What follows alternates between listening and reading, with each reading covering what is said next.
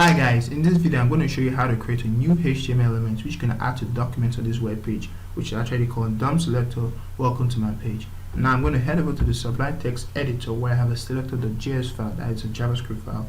Now in this file I'm going to create a new variable called create. Now in this create, what I want to do first, what are we actually going to add to the web page? Now I want to add a new HTML history tag, that is a heading. Now I'm going to say document.create. I want to use the create element function. Now I want to put in the name of the tag I want to create. The name of the tag I want to create is actually a h3 tag. So I've created a h3 tag. Now I want to give the h3 tag a text, an inner text or text content inside, because if I leave it like, it's going to be empty HTML tag. So I'm going to do create dot text content equals, then what I'm going to create text content called new heading. I made that all caps.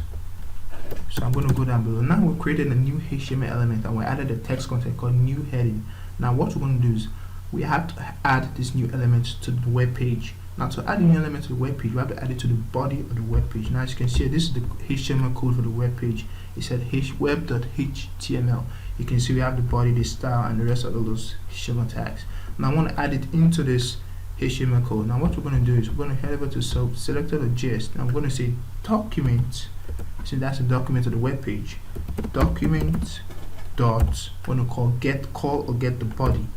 The body, we now have the body, we have access to the body. Document the body dot, want to append child, because the new element, they're all child of the body. The body is the main parent, that's called the major parent of that web page. So we're going to add this text content and new elements created as child to the body. So we're going to call, what is the child we're going to add? It's going to be called the create variable.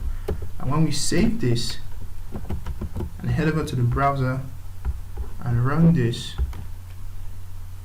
you can see we have the new heading.